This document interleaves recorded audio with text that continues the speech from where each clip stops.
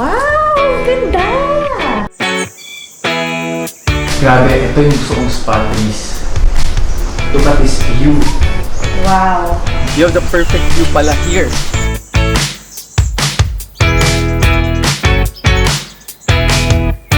Hi, Ree! Join me!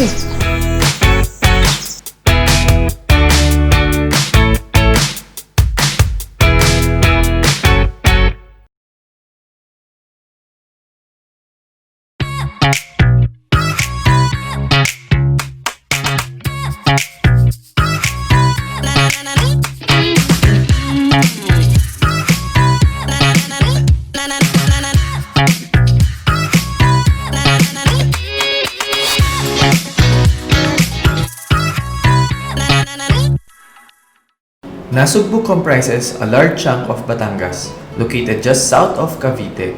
It is situated on the western part of Batangas and its edges offer a great view of the West Philippine Sea. Nasugbu, Batangas is a gem best kept secret within locals, tourists, and divers alike. It is filled with beaches, rocky inlets, and scenic island. From Metro Manila to the hidden gem of Batangas, Nasugbu. You can do stopover to many famous resto while traveling to jumpstart the day on your very exciting journey. After your delish breakfast, you can continue your drive to Caleruega Church. But before that, you can make a stop to appreciate the breathtaking view of Taal on the way.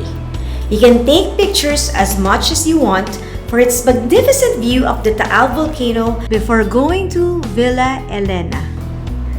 Caleruega Church is like a completely different country. It stands on top of a hill surrounded by a sprawling green landscape. It is overlooking of the breathtaking view of Batolao Mountain. The breezy atmosphere and the superb sightings felt like European castles that stand tall and grand on top of a hill. And lastly, your 2 to 3 hour drive to Nasugbu will not be completed without visiting one of the beaches which Nasugbu is known for. And so, we threaded our way to Maimaya Beach. It is the perfect weekend getaway since it's just a drive away from Metro Manila. People come to Maimaya Beach to boat, swim, and relax in the beach's scenic view, and so did we. Mike, this is the property that I've been telling you. Kaya nga, grabe no, ang ganda.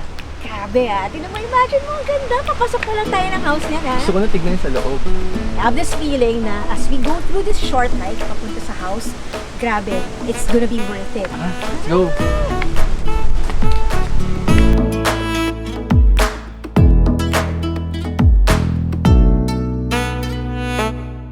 Mike, I wanna highlight ang ganda ng staircase niya going to the entrance. Tingnan mo naman, it's natural stone. Dito. So siya itin eh. Ganda! Ako rin. Ayan. That.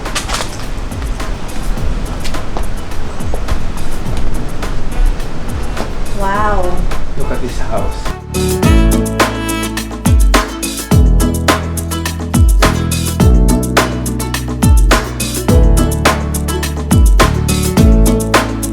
You can see the vibe. It's like Balinese with touch of Filipino concept.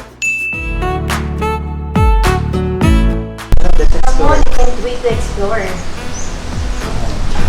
Here, nakikita mo, no? Puro they use Filipino furniture. That's bamboo. Oo. Then they have the dining table here. I think this is Akasha. Kasha ba to? Yeah. Grabe, ito yung gusto kong spot, please. Look at this view. Wow. Ganda. Very relaxing. Oo. Alam mo, Liz, yung gusto ko dito, no? Nag-feel mo yung wind, yung hangin dito, yung air circulation. Parang 360 kahit saan. Yes, and very natural. And Oo. you know, yung feeling mo pag nandito ka, you're very safe, you're very relaxed because all you can hear is the sound of the water, air, and you. Plus the birds, di ba? Yeah, ganda. Oo, ganda, di ba? Ayan, no? Feel mo yung hangin na naman. Grabe. Oh. Ito yung next, may gusto ko ipakita sa iyo, Liz. I want to show you something here sa taas. But before that, di ba you mentioned this is like Filipino concept? Look at the staircase. Diba? Very Filipino yung vibe. Kaya nga eh. And the wall, the ceiling wall, bamboo also. So, ganda, very Filipino and balance.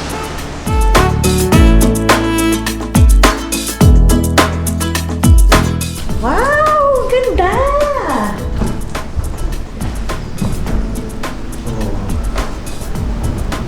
Ganda, no? Yeah, may game mo pa. Perfect spot to para sa'yo, ah. Oo. And look at this. You have your native bar over here. Actually, maganda dito sa place, no? Lalo na if you bring your friends. Sakto yung perfect spot to eh. Ganda. Alam mo, Mike, everywhere I look, I see a spot of water off the beach. Ang ganda. And I think I just found my favorite spot.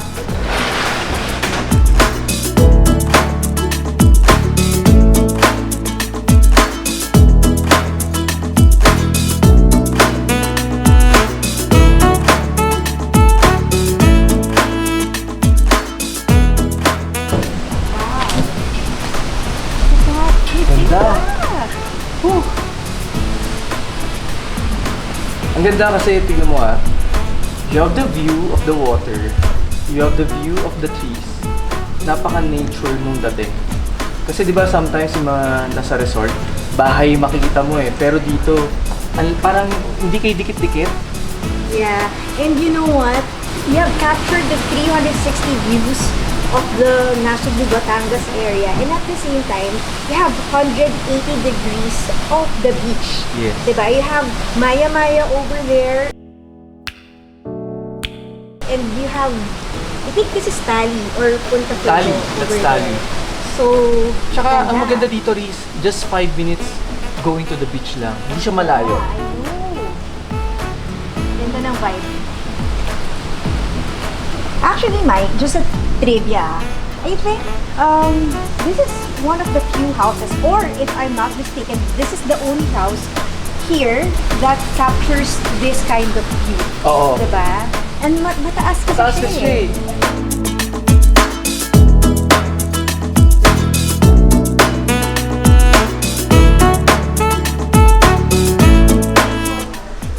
Wow. The natural stone, it continues here.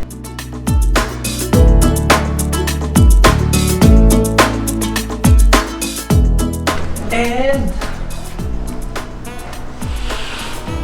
the view. Ito. This is the nice kasi connecting siya dito sa another room.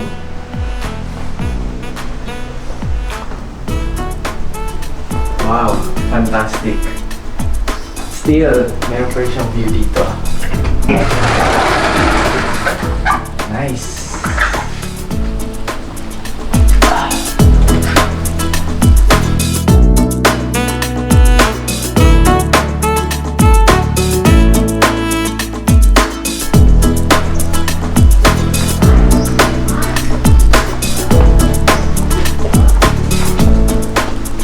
This is the primary room. And wow, they use a bamboo bed frame. Then there's still a perfect view. Ganda. Okay.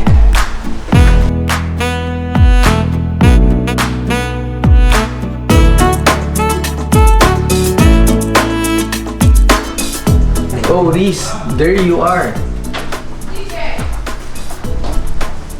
Ano meron dyan? Hi, nako Mike. I'm wondering where's the master's bedroom is. So I'm gonna go check it out. Sige.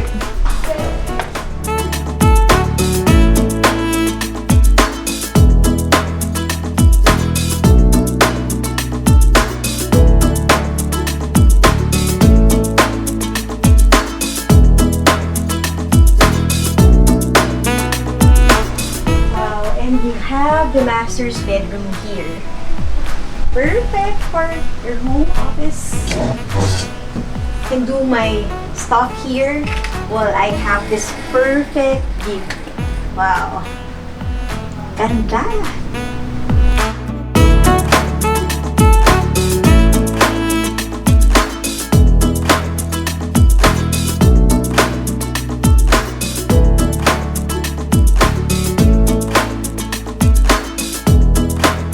Upon touring the villa, we had a little talk with the owner to give us wide insights about this amazing property. This house, when was this built? From what I know, the house was built in the year 2000. So every day I would pass by and see this house. For many years I would see the house. Then one day I said I want to see the house and check it out. When I came and I saw the view, I told the owner I want to buy it. You fell in love with I fell in love with the view right away. I mean, that was what sold me, was the view. So I bought the house 2 years ago, and I completely renovated as far as the electrical and plumbing is concerned. I renovated all of that. I redid the roofing, I redid the ceilings, I redecorated all the things. I did the windows. I put in, there was no windows before. Oh, it's open. It was all open. So when during a storm, the rain would come in. So that wasn't convenient for anybody that wanted to live here long term. So what I did is I put good aluminum windows in that can handle the storms, because I'm on the top. Yeah. So right on the top we get all the storms here. The strongest winds wind. from all the directions. Because as you see, you have a spectacular view. It goes 180 degrees from the South China Sea to Tali Beach on that side, and then to Punta Fuego a little bit further out. So the wind would come so intense that you'd think the house is gonna fly away. So once I put the windows in, I was confident that. So you made a lot of renovation. A lot of renovations, and in order for you to live here comfortably. Alright. So, like you've mentioned that you've done some renovations, and of course you're selling this property. What do you think would be the advantage? Like, is there any income generating? Oh yes. First of all, the advantage of living here. Number one, it's only 2 hours from the city. So you can easily come here on the weekends or stay here on a longer term basis. Going back and forth to the city, if you have a driver and you want to sit comfortably, is not an issue. As far as the market and all the fresh food and fresh vegetables, it's very accessible. It's only 10 minutes drive to go to Nasugbu proper. The beach is right below the house. We have our own private beach. We have our own harbor. We have the Maimaya Yacht Club is right below us. As far as income generating, yes. I normally rent the house out on a weekend basis, and it's a daily rental of approximately 25,000 per day. Maybe the house, the bones are perfect. Maybe whoever wants to buy the house wants to invest a little bit more into making it their ideal home, which is very simple. Because the location is location is perfect. We have the guardhouse is right outside the gate, so the security is fantastic. We have a maintenance team here that cleans. It's a private subdivision, so we have garbage collection. We have security 24/7. The beach access is perfect. We don't have to drive far to go to the beach. So it's a perfect house for a getaway. You know, you just have to get in the car and you're here within 2 hours. Yeah, it's very near actually, and with a new access through Cavitex. Yes. And now what's going to happen is they're building a road now from the South Super, or that's called the SLEX. From the SLEX to the Calex, which is the Greenfields Malampasan Road. And then now they're building a new freeway from that road to Nasugbu. It'll take us 1 hour to the city. So that's another advantage. Definitely. Instead of taking 2 hours, it'll take us only 1 hour. Wow. So that's a fantastic advantage. That's why everybody's buying in this area. It's the Riviera of the Philippines. It definitely is. It's the new pearl. It is the pearl. No need for airplanes, no need for queues, no need for airplane delays. Just by a drive, you're perfectly safe. Very well said, sir. Thank you so much. No, it's just so much for your time. You're very welcome. Come back anytime. Wow. Thank you so much. You're so welcome. Thank you.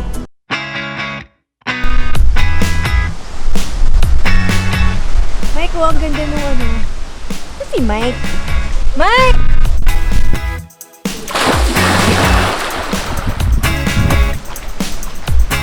Hi, Rick! I'm here!